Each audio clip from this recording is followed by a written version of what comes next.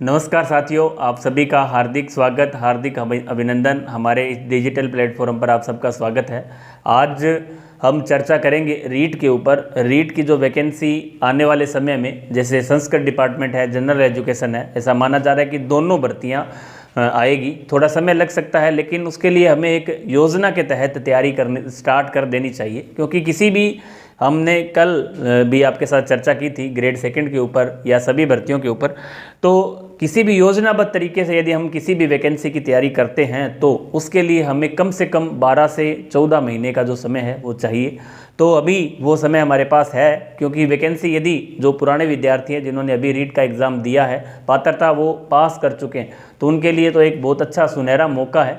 क्योंकि यदि आप आज से अपनी जो तैयारी है स्टार्ट कर दें तो आने वाले जो समय है उसमें आपको 10 से 12 महीने का जो अतिरिक्त समय है आसानी से मिल जाएगा। क्योंकि पात्रता आपकी पहले से पास है। जो विद्यार्थी नए हैं उन्हें पहले पात्रता परीक्षा के लिए भी तैयारी करनी पड़ेगी, क्योंकि हमें वहाँ 85 और 90 का जो क्राइटेरिया है, 150 में से हमें 85% ओबीसी के लिए और 90 जनरल के लिए जो पास का रखा है क्राइटेरिया, तो उसको हमें पास करना भी ज़रूरी है। उसके बाद ही हम मुख्य परीक्षा दे पाएंगे। तो उन विद्यार्थियों को मुख्य के साथ साथ पात्रता परीक्षा की भी तैयारी करनी चाहिए। तो अब जो हम मेनली बात करेंगे, जिन विद्यार्थियों ने पिछला एग्ज़ाम दिया और जो पात्रता क्लियर कर चुके हैं और आगे सोच रहे हैं कि हम रीट मुख्य परीक्षा की तैयारी करेंगे, तो उन विद्यार्थियों ने बहुत सी ऐसी गलतियां पिछले एग्ज़ाम में की हैं। तो उन गलतियों का दोहरान हमें नहीं करना है। एक नए सिरे से, एक नए जोश और जुनून के साथ हमें तैयारी स्टार्ट कर देनी चाहिए। हमें वो समय इंतज़ार नहीं करना है कि कब विज्ञप्ति आएगी, कब एग्ज़ाम होगा, कब रिजल्ट आएगा आदि। इतना लंबा हमें नहीं सोचना है। आपके पास सिलेबस है और सिलेबस में कोई बड़ा बदलाव नहीं होगा। मान लो 1-2 टॉपिक में हो भी जाता है तो वो कोई बड़ी बात नहीं है। बाकी सेम सिलेबस रहने की संभावना है। पूर्ण रूप से जो सिलेबस आपने पिछली बार रीट दिया है उसमें जो सिलेबस था वो सेम सिलेबस है। आज ही अपना जो सिलेबस डाउनलोड करें। जिन विद्यार्थियों के पास है, नहीं है तो आप एक प्रिंट आउट निकाल सकते हैं और सिलेबस के अकॉर्डिंग अपनी जो तैयारी है वो स्टार्ट कर दें। इसमें आपको भी पता है कि अभी वायरल एक न्यूज़ आपने भी पढ़ी होगी, काफ़ी वायरल हुई थी कि 2200 के लमसम पदों पर ग्रेड थर्ड की संस्कृत एजुकेशन की जो वैकेंसी है उसकी पहले आने की संभावना है। और ऐसा भी है कि पात्रता परीक्षा उससे पहले लाजमी होगी। यदि वह परीक्षा जब भी होती है तो उससे पहले एक पात्रता परीक्षा करवाई जाएगी। तो पात्रता जिन विद्यार्थियों की पास है पहले से, तो वो मुख्य परीक्षा की तैयारी करेंगे। और इसमें सबसे ज़्यादा जो पोस्ट है वो साइंस मैथ की रहेगी। मान लो पोस्ट एसएसटी की है, इंग्लिश की है, हिंदी की, इनकी कम रहेगी, लेकिन आप 50 सीट के लिए भी लड़ते हैं तो आपकी जो तैयारी है वो रेगुलर रहेगी। आने वाले समय में मान लो किसी कारणवश या आपकी जो तैयारी है इसमें नहीं हो पाए, आप ऐसा सोच रहे हैं कि सीटें कम हैं, लेकिन इसका जो फ़ायदा है आपको आगे आने वाली जनरल जो एजुकेशन है उस परीक्षा में आपको देखने को मिलेगा। कारण क्योंकि आप इस परीक्षा के थ्रू उस एग्ज़ाम के सिलेबस से जुड़े रहेंगे, आप उसकी तैयारी जारी रखेंगे। हो सकता है आपका इस परीक्षा में भी पास आप हो जाएं, इस परीक्षा को पास कर लें, कोई बड़ी बात नहीं है। हमें तो एक सीट चाहिए। यदि आप एक सीट के लिए भी लड़ते हैं, 50, 100, 150 जितने भी सीटें, आपको ये विचार कतई नहीं रखना है कि इसमें सीटें कम थी। ऐसा विचार आपको बिल्कुल भी, नेगेटिव जो विचार है वो नहीं रखने। आपको केवल तैयारी पर ध्यान देना है। उसके अकॉर्डिंग आप जुड़े रहेंगे। जैसे ही मान लो इस परीक्षा में नहीं हो, फिर भी हमारा इसमें नुकसान कुछ भी नहीं है। आने वाली जो परीक्षा है, जब भी जनरल एजुकेशन की एग्ज़ाम होगी, उस समय तक आप अपने सिलेबस को 2 से 3 बार कवर कर चुके होंगे। चाहे इसमें सब्जेक्ट सभी, जो एसएसटी हो, साइंस हो, रीट साइंस मैथ हो या हिंदी अंग्रेजी, जो भी आपका सब्जेक्ट है, सभी विद्यार्थी कॉमन रूप से अपनी जो तैयारी स्टार्ट कर सकते हैं। अब इसमें साइंस मैथ के जो विद्यार्थी हैं या जो अन्य सब्जेक्ट के विद्यार्थी, इनमें 2 पार्ट्स हैं। एक पार्ट उनका सब्जेक्ट है, 60 क्वेश्चन जो इनके सब्जेक्ट के पूछे जाएंगे। जैसे एसएसटी में 60 प्रश्न पूछे जाएंगे। सब्जेक्ट जो पॉलिटिकल साइंस है, इकोनॉमिक्स के कुछ प्रश्न हैं, ज्योग्राफी है, हिस्ट्री है। इसी तरह साइंस में 30 प्रश्न साइंस के, 30 मैथमेटिक्स के, इंग्लिश के 60, हिंदी के 60, ये सब्जेक्ट के क्वेश्चन रहेंगे। बाकी जो 150 में से आप 90 जो क्वेश्चन है उसके आपके पार्ट 2 में रहेंगे, जिसमें जीके है, साइकोलॉजी है, करंट का पार्ट है और आरटी वगैरह है। जो भी अधिनियम है, सभी जो पार्ट है वो एक पार्ट में रहेगा, जिसमें 90 क्वेश्चन रहेंगे। उसको आप जीके या सामान्य पेपर मान सकते हैं, जिसमें ये सभी पार्ट इंक्लूड है। तो आप आने वाली परीक्षा के हिसाब से 2 पार्ट में इसको पढ़ेंगे। सब्जेक्ट इसमें मुख्य रूप से यदि हम बात करें तो सब्जेक्ट के जो 60 प्रश्न पूछे जाते हैं उनको भी आपको छोड़ना नहीं है, उनको साथ में जब भी आप तैयारी स्टार्ट करें तो जीके के साथ साथ उनको भी हमें लेकर चलना है। आप ये ना सोचें कि हमारे पास जो समय है बहुत है, समय बहुत कम है, ज़्यादा नहीं है, क्योंकि जब तक विज्ञप्ति जारी होती है, ऐसा हमारा मानना है कि जब विज्ञप्ति जारी हो उससे पहले पहले आपका जो सिलेबस है कम से कम एक बार निकल जाना चाहिए। आप उसको कवर कर लें एक बार, कम से कम एक बार। विज्ञप्ति जारी होने के बाद हमारे पास इतना समय भी नहीं होता, हमारे पास उस समय केवल रिवीजन का समय रहता है, उसको बार बार रिवाइज कैसे किया जाए, या कोई टेस्ट का जो समय है वो भी बाद का रहता है। जब तक आपका सिलेबस कम से कम एक बार नहीं हो जाता है तब तक आप वैकेंसी जब भी आई उससे पहले कोशिश ये करें कि हम उस सिलेबस को कम से कम एक बार, हो सकता है 2 बार भी आप कर सकते हैं, क्योंकि अभी समय लगेगा रीट मुख्य परीक्षा के लिए। तो आप जब भी विज्ञप्ति रीट मुख्य परीक्षा की जारी होगी उससे पहले पहले आप, यदि आपने पहले कोचिंग कर रखी है या आप उससे पहले एक बार एग्ज़ाम दे चुके हैं तो आपको ज़्यादा समय नहीं लगेगा। जो विद्यार्थी नए हैं उन्हें ज़रूर थोड़ी मेहनत करने की आवश्यकता है, बाकी जो विद्यार्थी पहले इस परीक्षा हेतु तैयारी कर चुके हैं तो उन्हें ज़्यादा समय नहीं लगेगा। वो अपने जो नोट्स हैं वो भी आप साथ साथ तैयार कर सकते हैं। जैसे रीट में आप किसी भी सब्जेक्ट के विद्यार्थी हैं, चाहे साइंस मैथ की हम बात करें तो उसमें आप मैथमेटिक्स के, साइंस के जो 60% सब्जेक्ट के आने उनके आप 9th-10th की जो विज्ञान की बुक है, चाहे दोनों NCERT प्लस राजस्थान बोर्ड जो पुराने समय में चलती थी, दोनों बुक्स का आप हस्तलिखित खुद के नोट्स तैयार करें। इसके अलावा मैथमेटिक्स में भी मैथमेटिक्स के अंदर आप राजस्थान बोर्ड प्लस NCERT की दोनों बुक्स के जो नोट्स हैं उससे आप सेल्फ नोट्स तैयार करें। इसके साथ साथ दोनों मैथ और साइंस के लिए आप पुराने पेपर जरूर देखें। पिछले जो अधीनस्थ बोर्ड के पेपर हैं साइंस के, मैथ के, जैसे मैथ वीडियो वगैरह में, ग्राम सेवक में, पटवारी में, महिला सुपरवाइजर में, जिस भी एग्ज़ाम में RSSMB बोर्ड ने आज तक मैथ के जितने भी प्रश्न पूछे हैं आप उन प्रश्नों को एक बार देखें, पढ़ें, क्योंकि लगभग उन्हीं टॉपिकों से वो ही प्रश्न आगे हर बार रिवाइज होते हैं। लगभग आप मानकर चलें 30 से 40 प्रश्न तो ऐसे होते हैं जो सेम टू सेम हर एग्ज़ाम में उसी लेवल के जो प्रश्न हैं, उसी मेथड के जो प्रश्न हैं मैथमेटिक्स में पूछे जाते हैं। तो आप उनसे आपको बहुत बड़ा आइडिया एक हो जाता है कि हाँ इस एग्ज़ाम में इस प्रश्नावली से ज़्यादा प्रश्न पूछे जा रहे हैं, तो उस टॉपिक को आप मजबूत कर लें। इसके साथ जो साइंस का पार्ट है उसमें साइंस के अंदर यदि हम 9वीं 10वीं की बुक देखें राजस्थान बोर्ड की और NCERT की, उससे आप खुद नोट्स तैयार करें,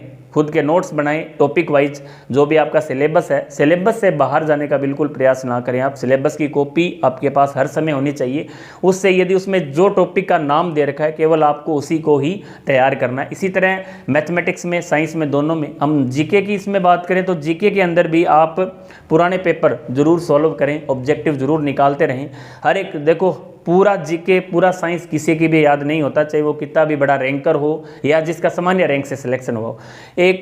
हर एक एग्ज़ाम को पास करने की एक तरीका होता है हमारे पास, उस तरीके से हमें पढ़ना चाहिए, जिसको हम कई बार सामान्य भाषा में शॉर्ट स्टडी या स्मार्ट स्टडी बोलते हैं। को स्मार्ट स्टडी दिखने में स्मार्ट नहीं होती है, हमें उस एग्ज़ाम को पास करने के लिए उन टॉपिक्स को किस तरह पढ़ना है वो एक स्मार्ट तरीका है उस एग्ज़ाम को क्वालिफाई करने का।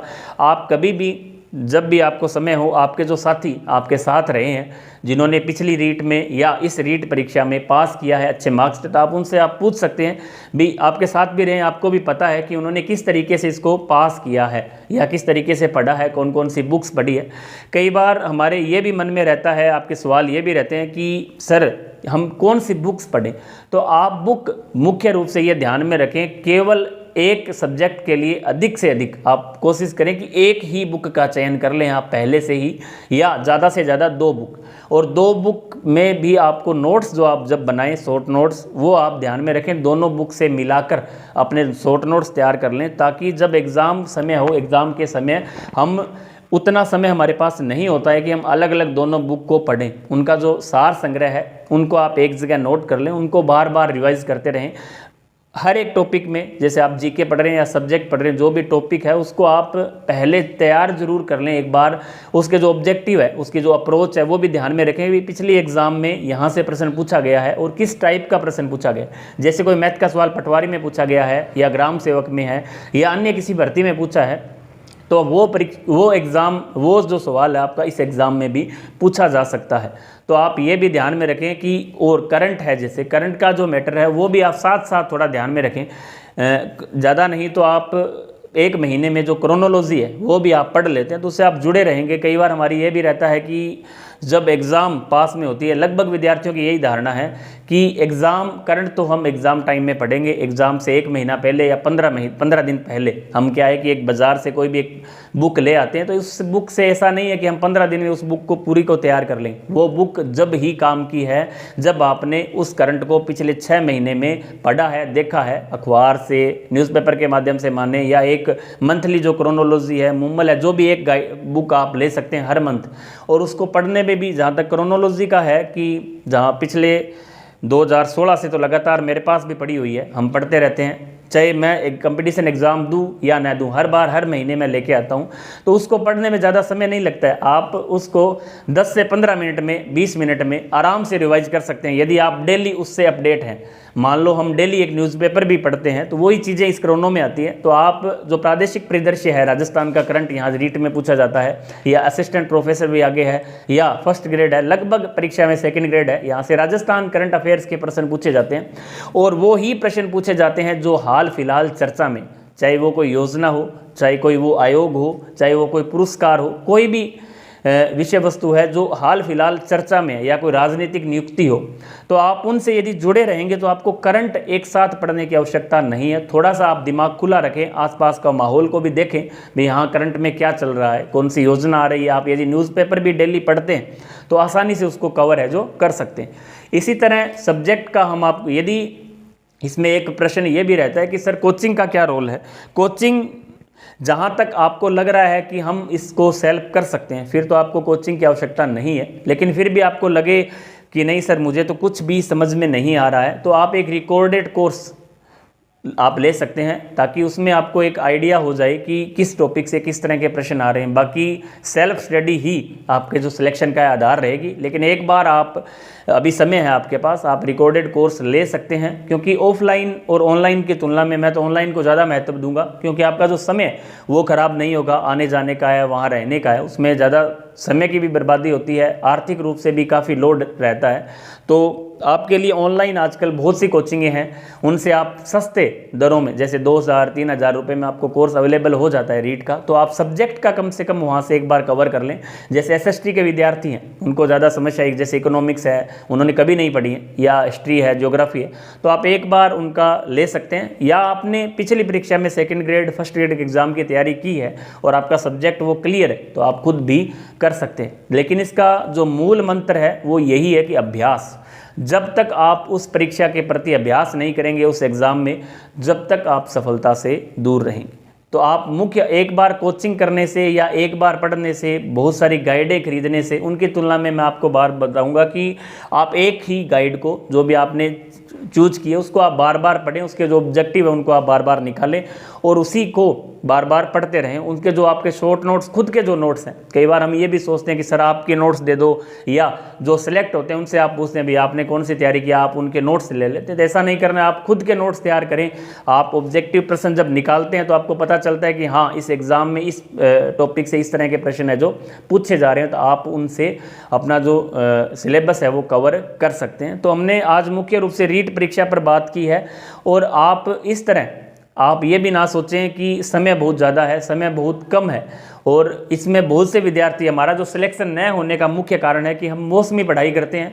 मौसमी का मतलब है जब परीक्षा आई उससे 3 महीने पहले हम थैला उठाएंगे और बाज़ार या जो कोचिंग है या किसी शहर जाएंगे, 3 महीने वहाँ रहेंगे, और 3 महीने में आपको भी पता है, मुझे भी पता है, इतना बड़ा सिलेबस कवर करना मुश्किल होता है। और उसके बाद हम वापस गाँव की ओर लौट जाते हैं, और फिर जब भी वैकेंसी पहले हम फ़ोन से या सोशल मीडिया के माध्यम से देखेंगे कि वैकेंसी की विज्ञप्ति कब आती है। विज्ञप्ति आने के बाद आपको भी पता है कि हमें पर्याप्त समय नहीं मिलता है, उसके लिए हमें पहले उसके लिए तैयारी जारी रखनी चाहिए। कम से कम हमें 12 से 14 महीने का जो मैंने आपको पर्याप्त समय बताया है, इतना जो बड़ा सिलेबस है, चाहे रीट हो, सेकंड ग्रेड हो, फर्स्ट ग्रेड हो, इनका जो सिलेबस है काफ़ी बड़ा है, तो हमें उसके लिए कम से कम 12 महीने हमें उसको देने होंगे। तो आज से ही आप समय खराब किए बिना वैकेंसी चाहे अक्टूबर में आए, चाहे सितंबर में आए, चाहे दिसंबर में आए, चाहे अगले साल आए, आपका जो टारगेट है वो पहले से फिक्स होना चाहिए कि हमें इस भर्ती की तैयारी करनी है। तो आपके पास सिलेबस है, आप वैकेंसी का इंतजार ना करें, सिलेबस आपके पास है, इसके अकॉर्डिंग अपनी जो तैयारी है वो जारी रखें। जैसे विज्ञप्ति आएगी तो आपका जो कॉन्फिडेंस लेवल है वो अलग होगा अन्य विद्यार्थियों की तुलना में, क्योंकि आप उस समय तक इस एग्ज़ाम के जो मुख्य पहलू हैं उन पर आप उन्हें पढ़ चुके होंगे, उस सिलेबस को कवर कर चुके होंगे, तो आपको ज़्यादा जोर उस परीक्षा के लिए नहीं लगाना पड़ेगा। क्योंकि अंतिम समय में जब कई बार हम लेट तैयारी स्टार्ट करते हैं तो भागम भाग रहते हैं, कभी किस कोचिंग से, कभी इसके नोट्स, क्योंकि एक तरह से विचलित हो जाते हैं। तो आप समय रहते आज से ही ठान लें कि हमें रीट की तैयारी करनी है और आज से ही तैयारी स्टार्ट कर दें। जिस तरीके से मैंने आपको बताया इस तरीके से आप अपनी जो तैयारी है कर सकते हैं। इसके अलावा हमारा जो टेलीग्राम चैनल है टॉपर्स रणवीर सर सूरतगढ़ के नाम से, इसी तरह जो साइंस के विद्यार्थी हैं, रीट साइंस की तैयारी कर रहे हैं, उनके लिए भी अलग से एक चैनल है जिसमें सेकंड ग्रेड और साइंस के विद्यार्थी जुड़े हुए हैं, उसको आप ज्वाइन कर सकते हैं, जो toppers Ranveer sir Suratgarh science के नाम से। दोनों टेलीग्राम चैनल आप ज्वाइन करें। आने वाली परीक्षाओं से संबंधित महत्वपूर्ण जानकारी या करंट जीके की अभी एक श्रृंखला भी हमने प्रारंभ कर रखी है कि करंट के जो क्रोनोलॉजी है उनका जो सार संग्रह है राजस्थान, उसको हम खुद अपने हाथों से लिखकर ग्रुप में डाल रहे हैं। तो वो प्रश्न भी आपके लिए महत्वपूर्ण है, उनको आप पढ़ें।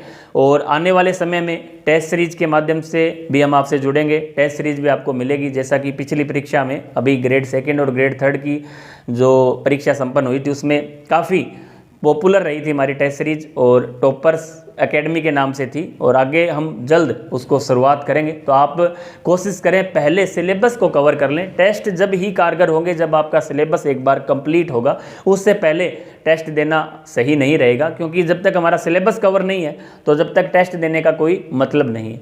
तो आप अपनी जो तैयारी स्टार्ट कर दें। नेक्स्ट वीडियो में फिर हम आपसे मिलेंगे, तब तक के लिए जय हिंद, जय भारत, जय राजस्थान।